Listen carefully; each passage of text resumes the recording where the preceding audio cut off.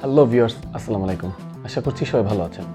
আমাদের আজকের ভিডিওটা একটু ইনফরমেটিভ হতে যাচ্ছে, অর্থাৎ একটু তথ্যবহুল। আমরা ব্যাংক অ্যাকাউন্টের বিষয়ে কিছু তথ্য দিব, যেগুলো আসলে অনেকে জানেন, অনেকে জানেন না, আবার অনেকে হয়তোবা রিসেন্টলি জানতে পেরেছেন। আজকের ইনফরমেশনের বিষয়টা হচ্ছে এক্সাইজ ডিউটি, অর্থাৎ আপনার ব্যাংক অ্যাকাউন্ট থেকে এক্সাইজ ডিউটি নামে যে একটা চার্জ কাটা হচ্ছে, এটা আসলে কি বা কেন কাটে বা কীভাবে কাটে এবং কোন শর্ত সাপেক্ষে কাটা হবে।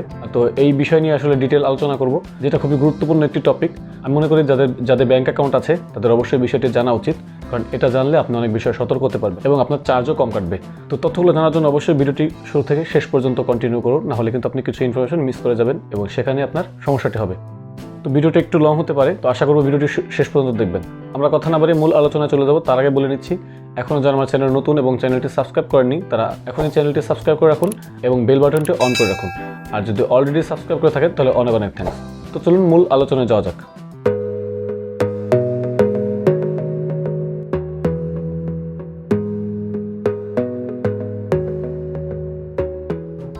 তো আমরা যে বিষয় নিয়ে কথা বলবো সেটা হচ্ছে এক্সাইজ ডিউটি, বা এর অর্থ হচ্ছে আবগারি শুল্ক। এক্সাইজ ডিউটিটা আসলে ব্যাংক অ্যাকাউন্ট থেকে কেন কাটা হয়, এই শর্তগুলোই বা কী কী। তো প্রথম কথা হচ্ছে এক্সাইজ ডিউটিটা আসলে কি। এটা হচ্ছে আবগারি শুল্ক এবং সরকারি একটি কর বা ভ্যাট টাইপের। এক্সাইজ ডিউটিটা আসলে কাটা হয় বাংলাদেশ ব্যাংকের রুলসের আন্ডারে বা সরকার থেকে, যেটাই বলেন। তো বাংলাদেশ ব্যাংক যেহেতু সরকারের প্রতিনিধিত্ব করে থাকে ব্যাংকের ক্ষেত্রে, এবং অন্যান্য সব ব্যাংক যেহেতু বাংলাদেশ ব্যাংকের আন্ডারে রুলস মাফিক চলে, তো সেই জন্য হচ্ছে বাংলাদেশ ব্যাংকের আন্ডারে এই রুলসটা, বাংলাদেশের ইকোনমিক্যাল সিস্টেমে এই রুলসটা আসছে। তো সেই অনুযায়ী হচ্ছে এক্সাইজ ডিউটিটা কাটা হয়। তো সেটা আসলে কোন শর্ত সাপেক্ষে কাটবে সেটা কিছুক্ষণ পরে আলোচনা করব। তো প্রাইমারিলি এটা হচ্ছে এক্সাইজ ডিউটিটা হচ্ছে আবগারি শুল্ক বা কর। এটা আপনার ব্যাংক অ্যাকাউন্ট থেকে কাটা হয়।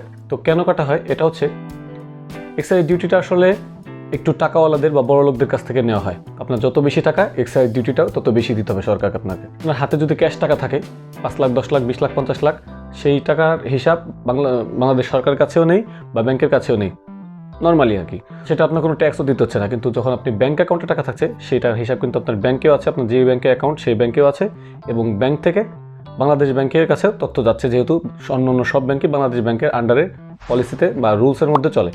তো এটা রুলস হচ্ছে, আপনার যদি ব্যাংক অ্যাকাউন্টে কখনো 1 লাখ টাকার উপরে ব্যালেন্স হয় বা 1 লাখ টাকা বা 1 লাখ টাকার উপরে ব্যালেন্স হয়, তখন থেকেই হচ্ছে আপনার অ্যাকাউন্টে এক্সাইজ ডিউটিটা কাটা হবে।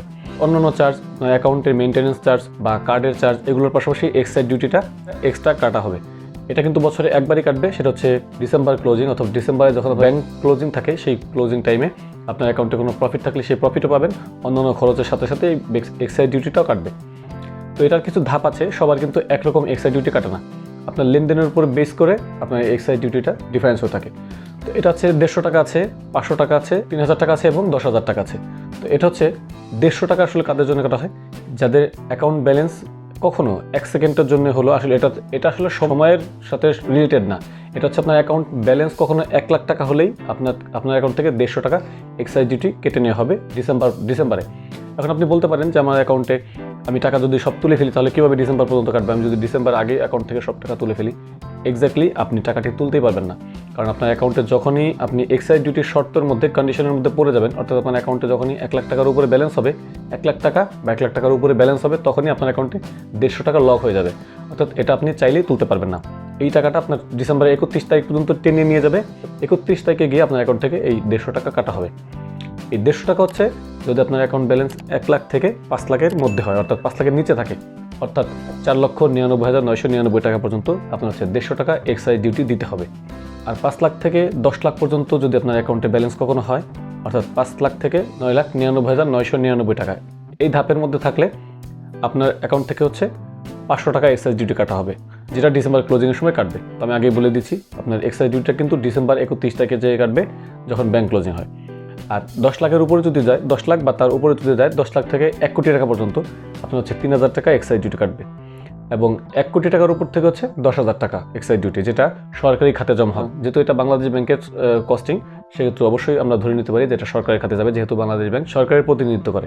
এটা জানলে আপনাদের যেই সুবিধাটা হবে সেটা হচ্ছে, ধরুন আপনার অ্যাকাউন্টে 4 লাখ টাকা আছে, আপনি আর 2 লাখ টাকা কেউ আপনার অ্যাকাউন্টে পাঠাবে বা আপনি জমা দিতে চাচ্ছেন। আপনার কিন্তু 4 লাখ টাকা যতক্ষণ পর্যন্ত আছে ততক্ষণ পর্যন্ত কিন্তু আপনার অ্যাকাউন্টে এক্সাইজ ডিউটি হচ্ছে 150 টাকা। 150 টাকা এক্সাইজ ডিউটি দিয়ে আপনার 31 ডিসেম্বর পর্যন্ত আপনার 150 টাকা এক্সাইজ ডিউটি কেটে নিচ্ছে। কিন্তু আপনি যদি আর 2 লাখ টাকা অ্যাড করেন, তাহলে আপনার টোটাল ব্যালেন্স হবে 6 লাখ টাকা, যেটা 5 লাখ টাকার উপরে হয়ে গেল। তাহলে কিন্তু আপনি 500 টাকার আন্ডারে পড়ে গেলেন, অর্থাৎ আপনার এক্সাইজ ডিউটিটা 500 টাকা কাটা হবে। তো এই জন্য আপনি সেক্ষেত্রে আপনি আরেকটা কী করতে পারেন, যে অন্য কোনো অ্যাকাউন্টে আপনি 4 লাখ টাকা রাখছেন, আপনি 4,90,000 পর্যন্ত 99,000 পর্যন্ত রাখলেন এবং বাকি টাকাটা আপনি অন্য একটা অ্যাকাউন্টে রাখলেন। হতে পারে আপনার অন্য কোনো ভাই বোন বা মা বাবা ভাই বোন বা ওয়াইফ যে কোনো অন্য কারো অ্যাকাউন্ট যদি থাকে, সেক্ষেত্রে 2টা অ্যাকাউন্টে ভাগ করে রাখলেন। সেক্ষেত্রে আপনার মাত্র 150 টাকা এক্সাইজ ডিউটি কাটা হবে, 500 টাকা কিন্তু কাটছে না।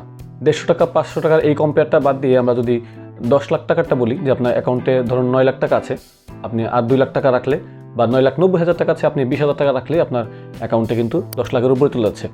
কোথায় 500 আর কোথায় 3,000।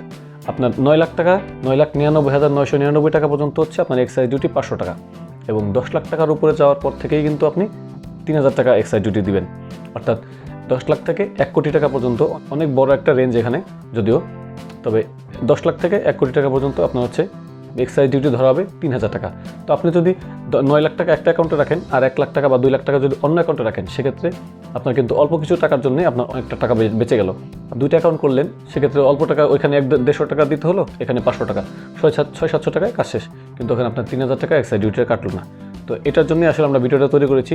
যেহেতু আমি একটা ব্যাংকের সাথে আছি, ইসলামী ব্যাংকের সাথে আছি, সেহেতু আমরা দেখেছি আমাদের কাছে অনেক কাস্টমার এসে বলেছে যে এত টাকা এই এক্সাইজ ডিউটি এটা কী চার্জ বা কেন কেটেছে। তো এই জন্য মনে করলাম এই বিষয়টা আসলে অনেকে জানার দরকার, অনেকে আমরা জানি না, এবং যার কারণে এই বড় একটা ক্ষতি হচ্ছে। তো 3,000 টাকা অযথাই আমাদের অ্যাকাউন্ট থেকে কেটে নিচ্ছে। আর এটা আসলে কেন কাটে বা কাটে কিনা আপনি কিন্তু আপনার ব্যাংক অ্যাকাউন্টে একটু খোঁজ নিতে পারেন, যেহেতু ডিসেম্বর মাস চলে গেছে। তো অলরেডি আপনার অ্যাকাউন্ট থেকে যাদের এক্সাইজ ডিউটি শর্তের মধ্যে পড়েছেন, তাদের কিন্তু সব অ্যাকাউন্ট থেকে এক্সাইজ ডিউটিটা কেটে নেওয়া হয়েছে বা আবগারি শুল্কটা কেটে নেওয়া হয়েছে। আপনারা চাইলে আপনাদের ব্যাংকে গিয়ে আপনার স্টেটমেন্টটা দেখে নিতে পারেন। তো আশা করি ভিডিও থেকে একটু হলেও উপকৃত হতে পেরেছেন, এবং এই বিষয়ে আপনি যদি সতর্ক থেকে নেক্সট থেকে আপনি এই বিষয়ে ট্রানজ্যাকশনটা ফলো আপ করেন, আপনার অ্যাকাউন্টটা একটু ফলো আপ করেন, দেন তাহলে কিন্তু আশা করি আপনার এই খরচটা থেকে বেঁচে যাবেন। তো ভিউয়ার্স, এই ছিল আমাদের আজকের আয়োজন। আমরা চেষ্টা করেছি আপনাদের এতটুকু উপকার করার।